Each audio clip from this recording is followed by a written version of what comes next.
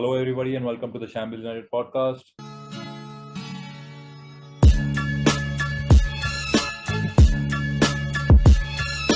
This is your host, Pranav, Shahaney, and today I am joined by Karan Advani, who is also going to be hosting this episode as we will be talking about Jadon Sancho.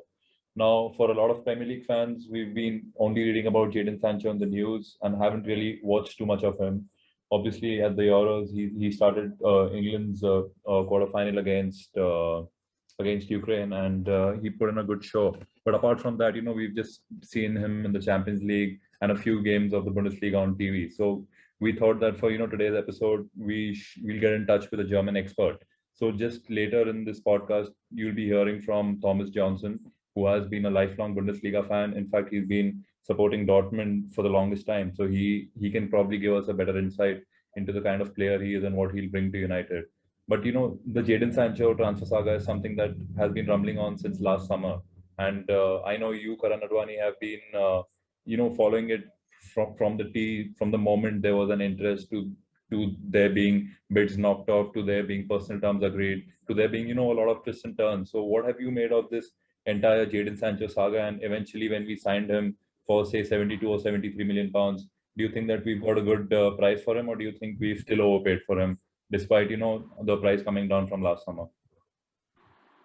Well, for starters, I feel it's been really exhausting to go through the highs and lows of this entire saga because it's been very well documented that United and Sancho have been in talks for the past couple of years now. And if I'm not wrong, United scouted Sancho in 2017 before the Under 17 World Cup, and they were always really keen on signing him and getting him to the club. So it's really positive. It's really refreshing that we get to see a player with his talent, with his output, and most importantly, his creativity from the right, which we've been lacking. So yeah, it's been really amazing to get this deal over the line. And speaking of what I think about the fee, I feel it's a bit of shrewd business. It's something that we haven't been really good at over the past decade or so, and I feel we could have potentially ended up paying 120 million last summer, but credit to Ole, credit to Woodward in a sense to stick to their guns and be particular about the transfer fee and not do the deal last summer. And at the end of the day, it didn't really impact us because I highly doubt that even with the likes of Sancho coming in, we would have beaten City to the league. So for us to get top four without signing Sancho and now getting the deal done for almost 40 million lesser, it's remarkable business.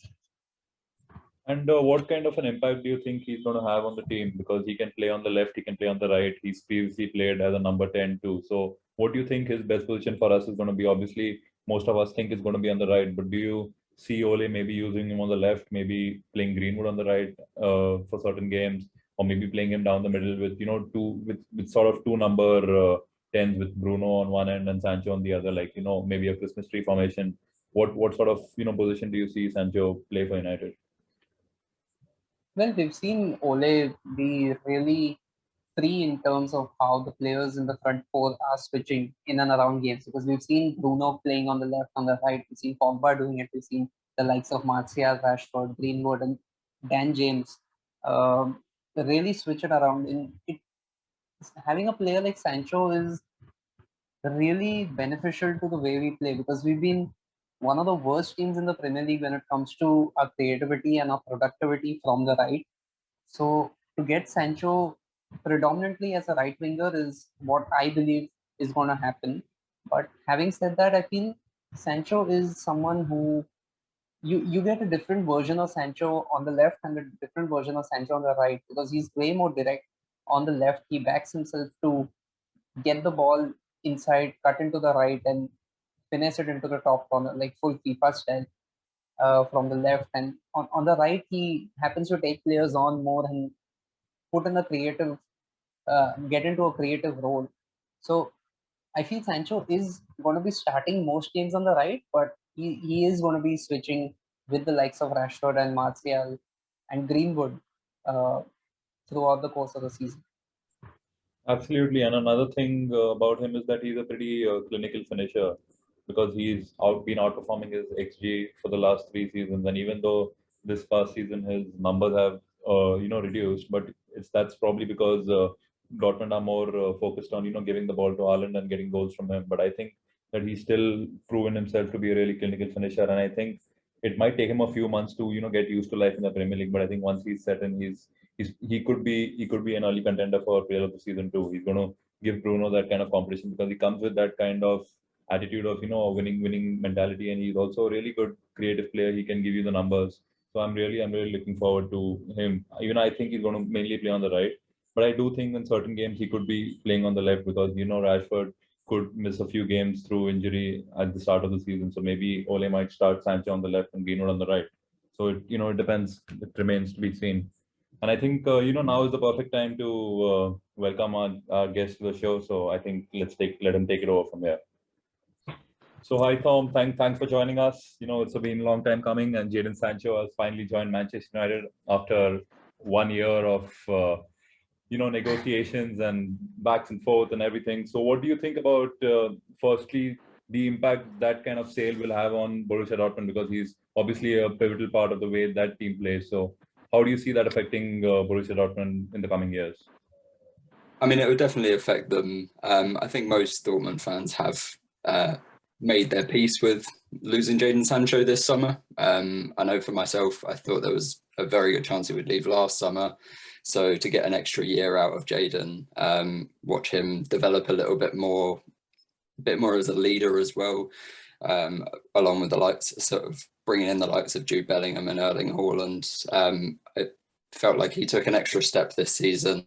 He struggled at first, but he clawed that back, and by the end of the campaign, he was superb at times. So it's definitely going to affect us. With Dortmund, we've got a new coach coming in, Marco Rose, from previously at Borussia Mönchengladbach. So it'll be interesting to see next season what we do. There's some talk about us moving to a 4-4-2. So losing Jadon is going to hurt the team, definitely, but we could see a new Dortmund. It'll be a new era, a new system. Obviously, Haaland is the next big name that we expect to leave in the next year or so. So it's an interesting time for Dortmund and for all of Dortmund fans to see what they do with the team now that Jadon has moved on. Hey Tom, this is Karan here. Hi, Karan. Yeah, hey there. So I just wanted to ask you, like, we've seen how Jadon is so versatile with the way he plays on the left, on the right, who has the ability to play as a false nine from time to time. How do you feel is his game different, like from him playing on the right to as compared to Sancho on the left? Like, how different is his game? Or what do you think? So I think there's a really big thing. His actual style of play is very similar on both sides. He's not someone who is going to ping the ball down the line and try and beat a man through pace. He uses his technique a lot more in his intelligence. There's one really big thing that Jadon thrives off of, and that's an attacking fullback. So with Dortmund, we first saw it when we had Achraf Hakimi on the right, and Jadon playing right wing for most of Achraf's time at Dortmund, and those two linked up really well because Hakimi would either go down the line, allowing Jadon to come into a bit more central position and either play a through ball to him or pass it down to him to make a cross or play a 1-2 sort of thing. And then we sort of saw it a little bit with Matteo Morey, who was in and out of the team. He's a young right back for Dortmund who he took over from Thomas Meunier at some point, and he's a bit more attacking than Meunier. So Jadon linked up quite well with him at times. It was a very young partnership on that right side. And then before the end of the season, he played a lot more on the left. So in that sort of like those last couple of months as Dortmund were fighting to get back into the Champions League places, Jadon was playing a lot more on the left, where he was able to link up with Rafael Guerreiro really, really well. who's a very, very attacking left back, almost a left wing back at like most of the time. So I think with his move to Man United, it will be very, very interesting to see where he fits in that system, because obviously there is the space, the free available space for him in that team right now, as it's been set up, is probably on the right side. But I would not worry, but be intrigued to see how he would link up with Aaron Wan-Bissaka, who I'm sure you guys feel is, or at least I feel, is a bit more of a defensive right back. He's very, very solid at that part of his role, but he definitely has some sort of room to progress going forward. Whereas if you put him on the left side, sort of say, I think he could link up with Luke Shaw really, really well. But yeah, it'd be very interesting. But his technique is what stands out the most. That's his biggest quality, and he just uses that all across the pitch. I've heard arguments in the past from coaches that say he could develop into a number 10. He takes that time on the ball, and that uses his intelligence rather than some wingers who would like to beat a man with pace and deliver a ball in, sort of thing. Jadon really appreciates sort of time on the ball to be able to work his magic.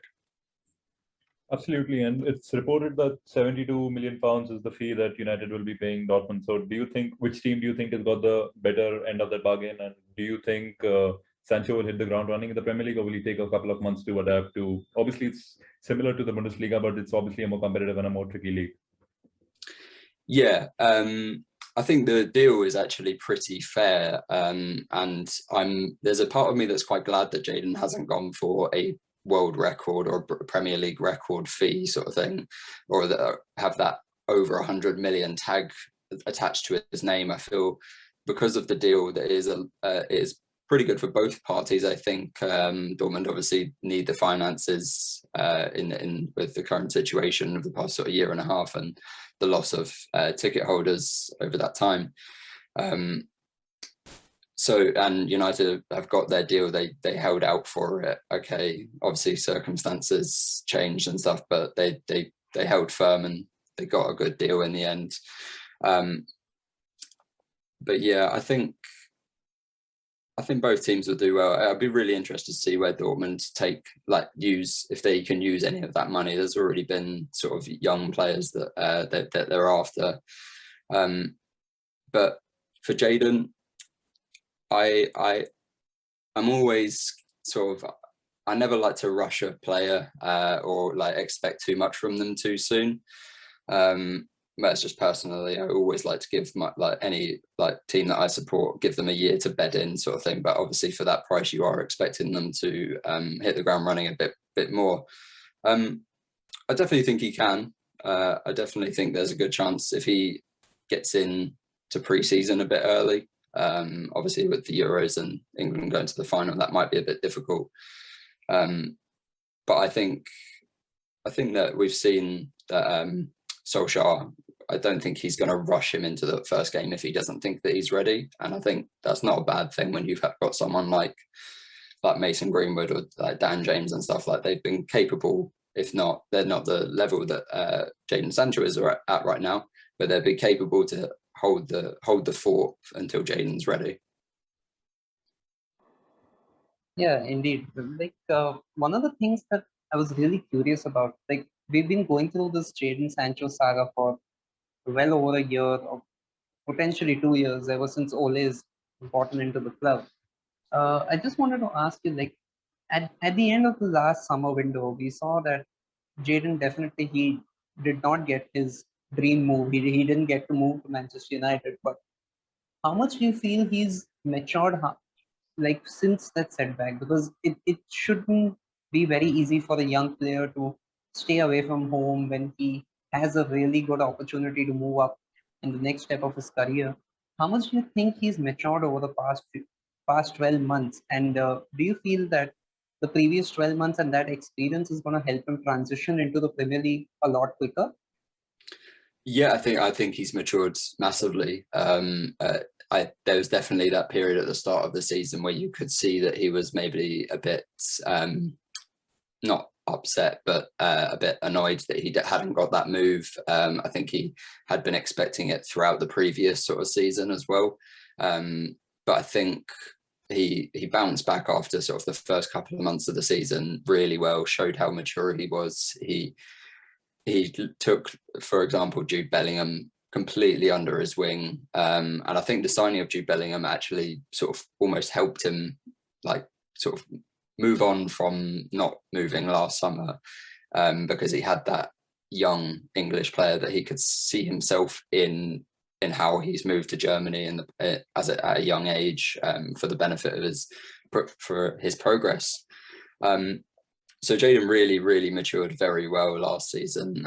Like even sort of with Erling Haaland, like you could see those two, like they were having fun at times, but Jadon, especially at the end of the season, when things weren't going particularly well for Dortmund, he took it on himself, and he put the team on his back for quite a few of those last games, when Dortmund were battling to get back into the Champions League. So I think that would hold him in really good stead. I think he's a very level-headed person. I know I've read in the past that he would go back to England quite a lot. So living in Germany throughout the pandemic, when he couldn't fly back to England on the weekend, couldn't go back to London or anything, definitely affected him. So I think he's had to mature quite a lot over the past sort of 18 months, obviously not getting his move, having to go back to Dortmund and fight for like the Champions League at the end of the season, and he took that challenge on, and was superb. So I definitely think there's a lot more to come from Jadon Sancho. I don't think he's going to be another flop at Man United, or like a big name signing who doesn't work out well. I think he's got his head screwed on. He's definitely going to nail down and become an excellent player for you. And you mentioned that he's gotten mature over the last 12 months, but purely from a numbers perspective, last season he had 17 goals and 16 assists, and this season he's just had 8 goals and 11 assists. So what has been the reason for a decline in the numbers? Has it been that he's not been as consistent, or is it just been generally the team not gelling well together? Yeah, I would largely say that the team changing under Lucien Favre, they were a very attacking team, but very defensively susceptible.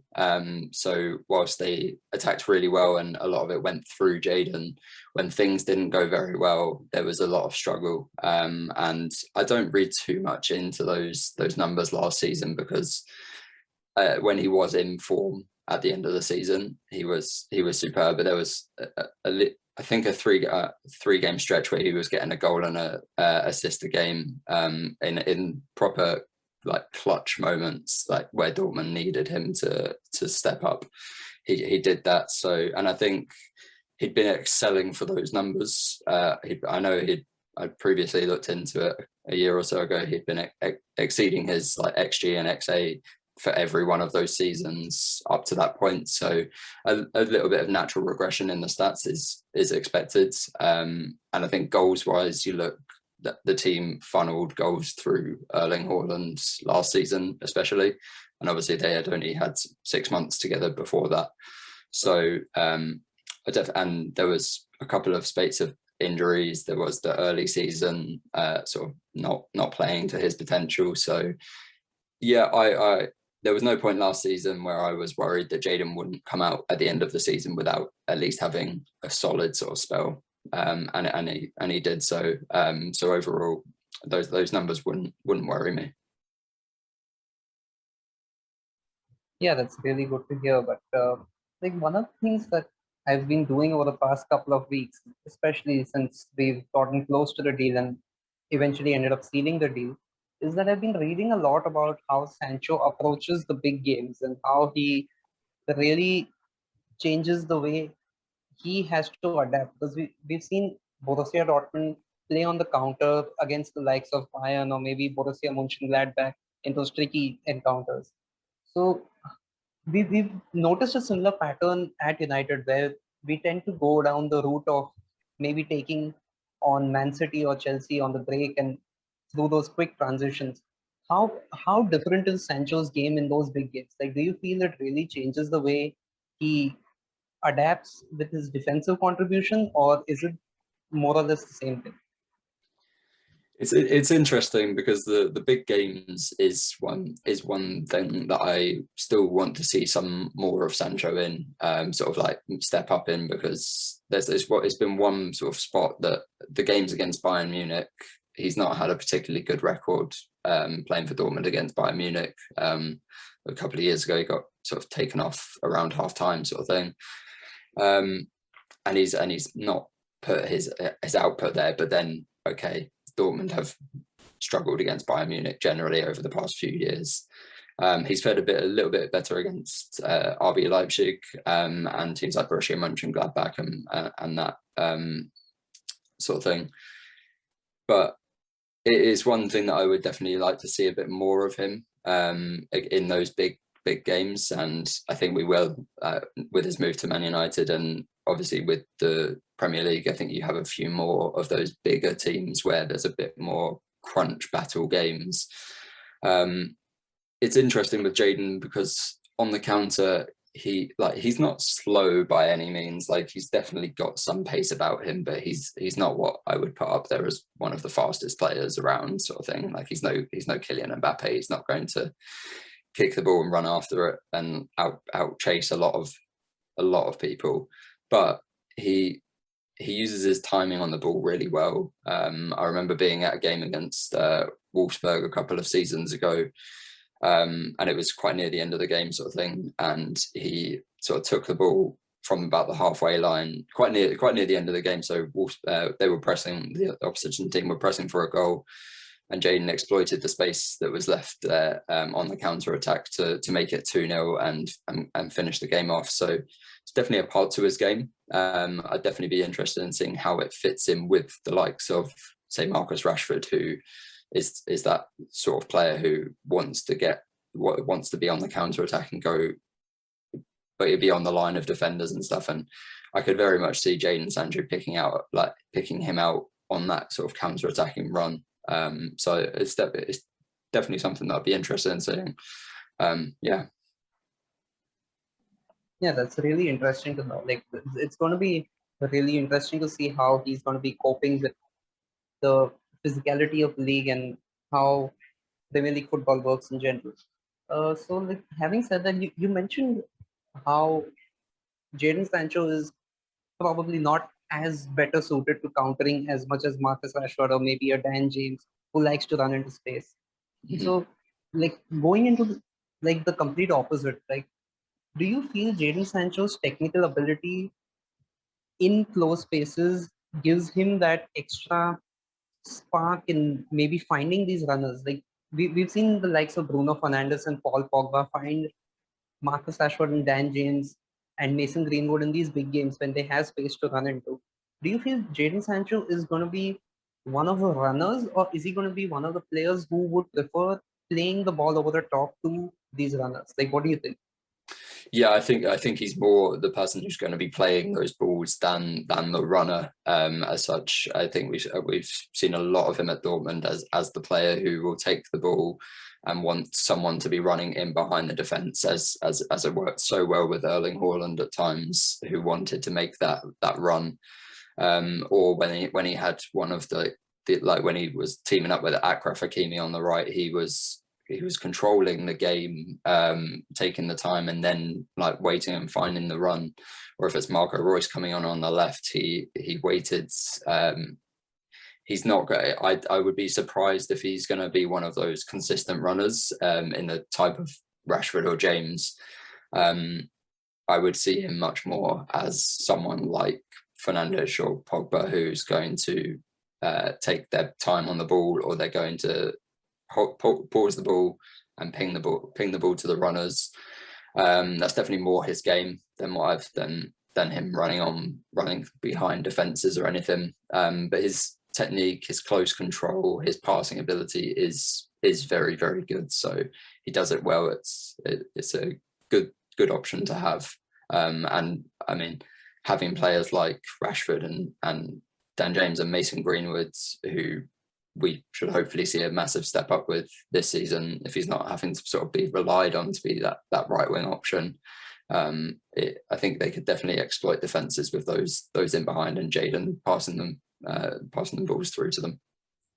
And before we sign off, I just wanted to ask you, how do you see Sancho faring in terms of his goals and assists this season? Like, if I was to ask you to make a prediction, what are the numbers you'd say, and where do you see United finish at the end of the season?